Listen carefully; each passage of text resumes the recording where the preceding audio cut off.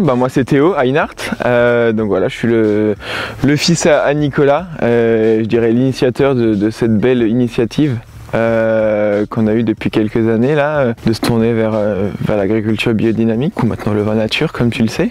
J'ai passé là 2 ans en Bourgogne pour voir un peu différemment toutes les pratiques un peu possibles. Je reviens progressivement sur le domaine familial. C'était, je dirais, un peu un concours de circonstances qui a fait que maintenant je peux enfin réaliser mon rêve, c'est-à-dire travailler dans mes vignes, travailler en Alsace, collaborer avec un terroir, avec ce qu'on peut y faire et l'exprimer le mieux possible.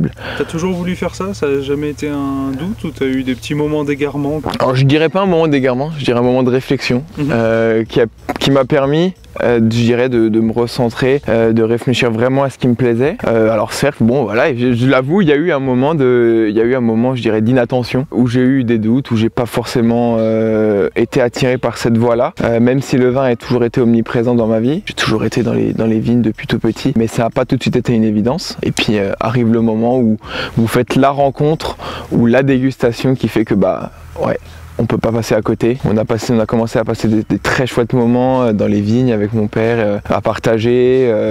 Moi, je me suis vraiment rendu compte des connaissances et du savoir qu'il pouvait me transmettre. Et je me suis dit, ouais, c'est quand même très très beau. Et j'ai pas envie de passer à côté de ça. C'est quoi ton terroir du coup? Notre domaine, donc voilà, ça se situe grosso modo sur un rayon de 2 km autour de chez nous. Donc on est sur du muschelkalk, qui est un calcaire du Trias, et aussi une petite partie sur du calcaire oolitique. Donc on est à Rosenvillers, un petit village perché juste en périphérie de la route des vins. La route des vins passe juste à Rosheim, il suffit de faire juste un petit détour.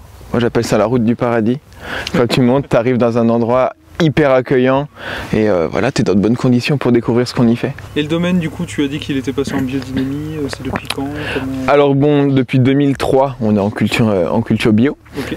Uniquement certifié à partir de 2011. Ça n'a pas toujours été une volonté à la base de se certifier. Ça partait plus d'un sentiment, d'une envie, d'une philosophie. Mon père a toujours eu beaucoup d'importance au respect de la nature, au respect de sa vigne. On n'a jamais été en adéquation avec le fait de dire que voilà, il fallait faire souffrir un pied de vigne pour y faire du bon vin ou pour y faire du vin tout simplement. On n'est pas dans cette optique, je pense que c'est un peu dépassé. Moi j'ai jamais non plus été dans cette optique, on m'a éduqué avec ça. Donc voilà, il a vraiment tout de suite voulu se tourner vers l'agriculture bio. Là la démarche aujourd'hui c'est vraiment de devenir autonome, qui est la base de la philosophie de la biodynamie. C'est Steiner justement qui racontait qu'il faut voir un domaine ou une exploitation comme un organisme, et qu'à partir du moment où vous devez faire appel à des choses extérieures, c'est que votre organisme va mal. À partir du moment où vous devez faire appel à des compléments ou des choses comme ça, c'est qu'il y a un déséquilibre quelque part.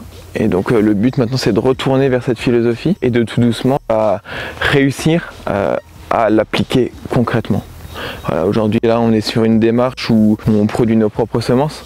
Comme tu peux le voir juste là, voilà, on a de la févrole et du triticale. Donc c'est des semences qui sont produites par nos soins. Et aussi l'avantage de ça c'est que ces semences sont produites sur un même terroir. On est sur du muschelkalk qui est situé juste de l'autre côté du village. Faire pousser ces plantes sur un même terroir pour les replanter ensuite dans nos vignes, c'est complètement cohérent, c'est des vignes qui sont adaptées à ce milieu, c'est des vignes qui vont s'y habituer, et si on va avoir quelque chose de pertinent, c'est d'être le moins possible, je dirais, exogène à l'exploitation. Comme les fromages, on dit que si on donne du foin qui vient d'une autre région à une vache, elle va pas réussir à faire du camembert de Normandie. C'est ça, on est d'accord. Il faut être dans la démarche jusqu'au bout. C'est comme là, voilà, on essaie de généraliser à l'échelle du domaine le surgreffage ou le regreffage. Tu as des exemples ici Non, mais je t'emmènerai dans une parcelle plus tard.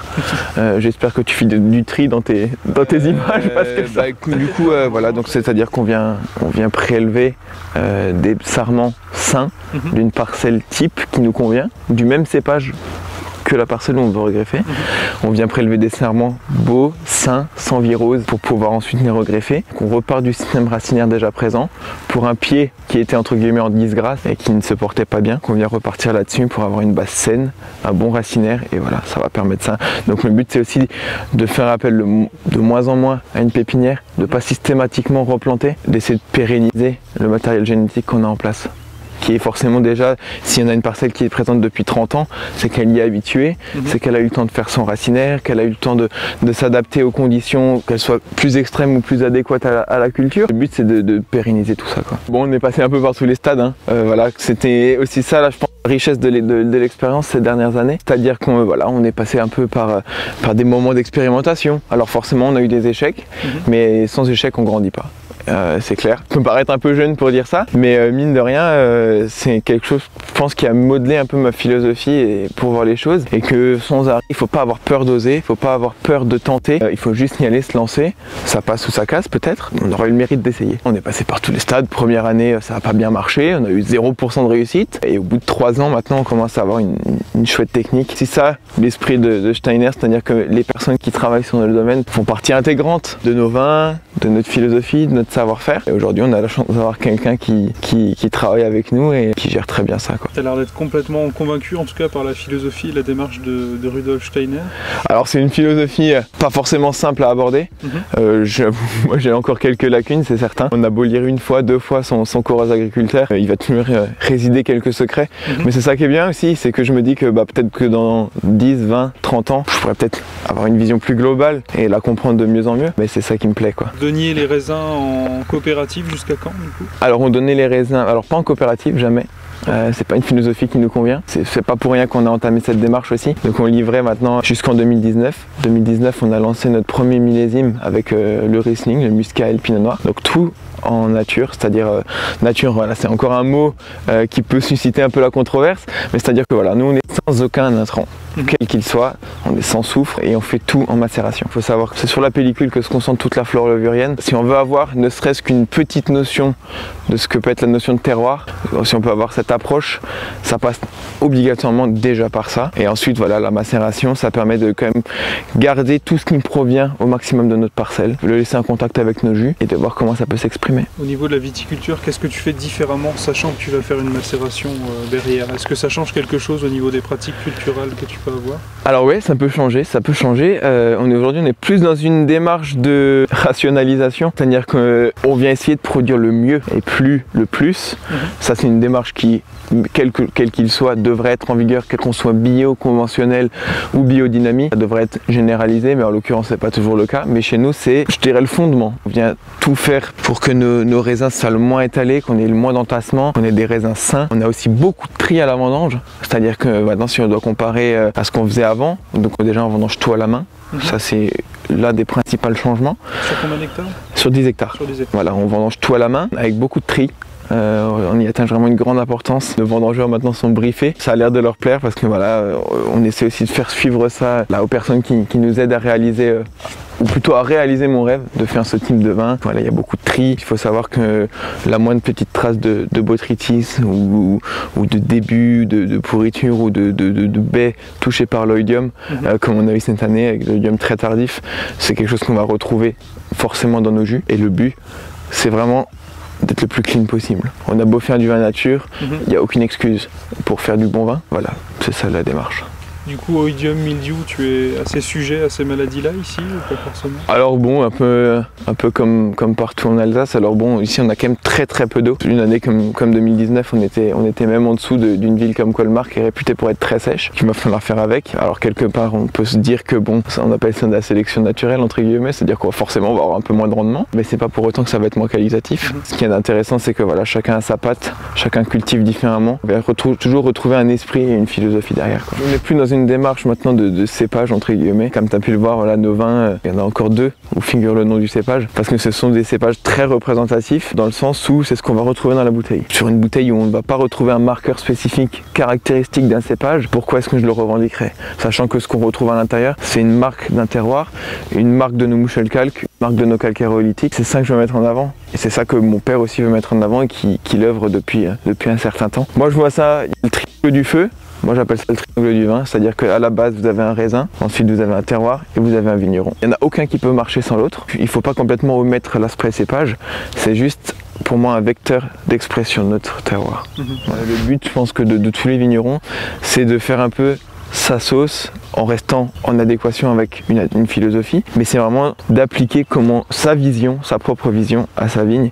Et c'est quelque chose qui arrive très très bien et auquel moi je m'identifie. Du coup, tu disais, tu fais des tisanes toi-même Jusqu'à maintenant, là ça fait je dirais presque, ça fait quasiment 10 ans où on fait soit des décoctions, soit des tisanes. La différence réside dans la chauffe et dans la macération soit à froid, soit à chaud, pour vraiment résumer. Mais donc là jusqu'à maintenant, on était vraiment adepte de ce concept-là. C'était toujours en association avec nos produits, c'est-à-dire qu'on reste toujours sur des traitements soufre et cuivre, plutôt classiques. Pour le moment, on en a encore besoin. Alors certes, on a des doses largement inférieures. Donc voilà, ça reste vraiment un complément.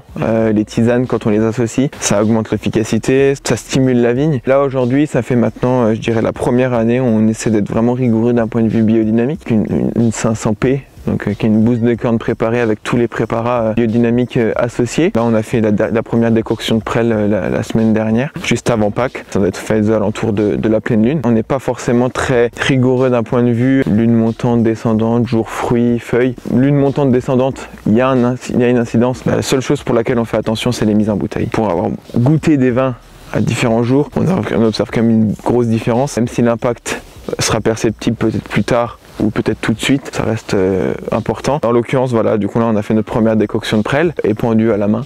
C'est bien, ça nous fait notre petit sport avant Pâques.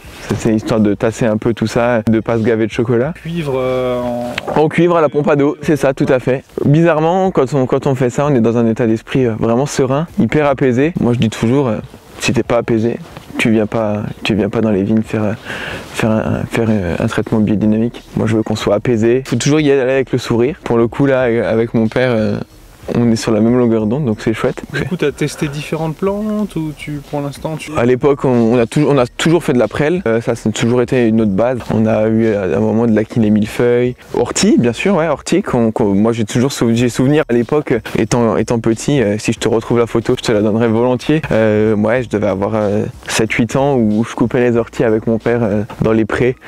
C'était toujours convivial, c'était toujours sympa. Pareil pour la quinée millefeuille, on la récoltait nous-mêmes. Prêle, c'est un peu plus compliqué, quand même besoin d'une certaine quantité. On essaie de se fournir juste à 10 km, rester cohérent quoi. Un truc là quand on est dans cette parcelle qui marque tout de suite, bon on voit un petit peu, c'est qu'il y a un rang sur deux où tu as beaucoup de diversité, un autre qui est peut-être tendu, ou en tout cas je pense que tu fais des semis peut-être un rang sur deux. Ouais, tout à fait, donc voilà, comme tu peux le voir, là on a la févrole que tu vois juste ici, donc qui est une légumineuse, donc qui va faire des nodosités, qui va capter de l'azote atmosphérique pour le restituer à la destruction. Donc voilà, il faut attendre qu'elle soit en fleurs pour la détruire. Ça devrait arriver dans les prochains mois. Détruire, tu la coupes et... Non, alors on la roule.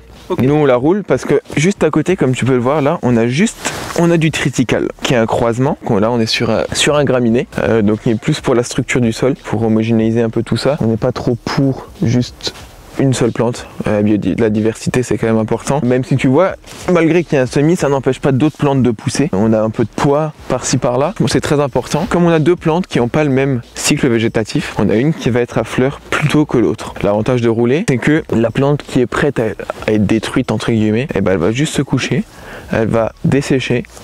Et elle va ensuite, ça va faire un léger paillis, elle va être détruite progressivement, alors que l'autre qui n'est pas encore prête, elle va se relever. L'avantage c'est que c'est pas destructeur, mais ça permet de respecter tous les cycles. Et c'est très compliqué quand on fait des mélanges, c'est vraiment tout l'avantage de rouler quoi. Tu mets le même semis sur toutes tes parcelles ou... Ouais, alors pour le coup là on met les mêmes semis sur toutes les parcelles avec une majorité de févroles. L'inconvénient de ce type de graines, c'est qu'il faut les enfuir au semis. Voilà, on utilise un semoir en semis direct. Alors on travaille quand même le sol une fois avant, on a essayé sans, on n'a pas les mêmes résultats. On garde quand même un rang non semé.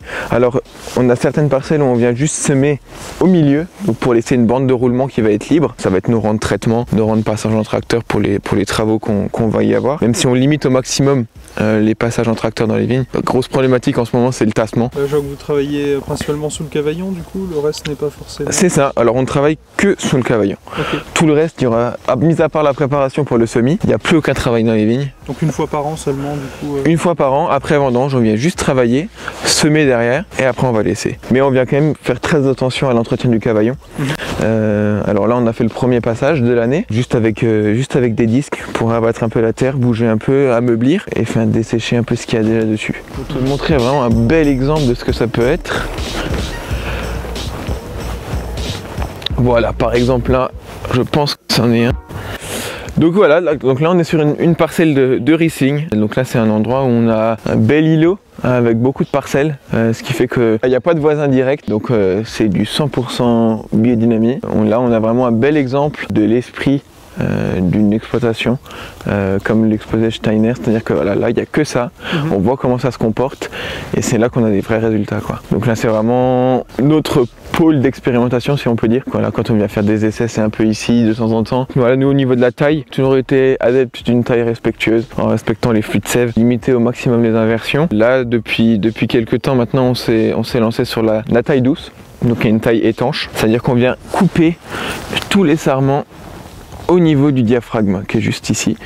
Ça permet d'être le plus étanche possible. Alors là on a la vigne qui commence à pleurer, mais ça reste assez limité pour le coup. Pareil, on vient laisser... Parce qu'une taille qui est non douce, tu aurais coupé... On aurait coupé tout simplement au milieu, voilà. On aurait laissé au milieu, un peu plus loin de l'œil, à peu près ici. Bon, en l'occurrence, là, on vient couper, on vient laisser le dernier œil et on vient ici entailler au niveau de l'œil qu'on ne souhaite pas garder, la bonne longueur, voilà. Et donc, on vient couper de façon étanche, entre guillemets. Alors, c'est pas facile de viser le diaphragme, mais c'est juste un coup de main à prendre et c'est un petit moment d'apprentissage, c'est sympa. Pareil, on vient plus couper les vieux bois, c'est-à-dire qu'un bois qui a plus de un bois de 2 ans, on vient encore le laisser une année avant de couper, parce que c'est encore un bois qui contient des réserves. Donc pour la remise en route de la vigne après, donc à ce moment-là, maintenant on y arrive tout doucement avec les sols qui se réchauffent. Alors mais certes on a eu un joli coup de froid, mais voilà, on a quand même les sols qui se réchauffent, qui recommencent à travailler, la vigne qui va redémarrer tout doucement, les bourgeons qui commencent à gonfler, on commence à être dans le coton, on croise les doigts avec le gel pour que ça se tasse un peu. Mais donc voilà, on vient toujours laisser du vieux bois, on vient couper après la première plaie du bois le plus récent. C'est-à-dire que le vieux bois, si on repart encore une fois dessus, on vient couper et ensuite on vient garder tout le vieux bois. Donc c'est vraiment pour garder les réserves et que la vigne puisse redémarrer dans les conditions les plus optimales. Et du coup ça pourrait aider ça contre des phénomènes de gel qui arrivent de plus en plus fréquemment ou pas forcément? Ça pourrait surtout aider dans des vignes qui peuvent avoir certaines pertes de vigueur certaines années. La première année c'est pas là qu'on va voir forcément les résultats. Sur du long terme ou du moyen terme, c'est là qu'on va avoir un vrai impact sur la rapidité de débourrement, sur la qualité de débourement aussi, éviter tous les phénomènes de coulure par la suite, éviter tous les phénomènes de stress, que la vigne redémarre sainement son cycle. Voilà. Vous faites ça depuis combien de temps du coup?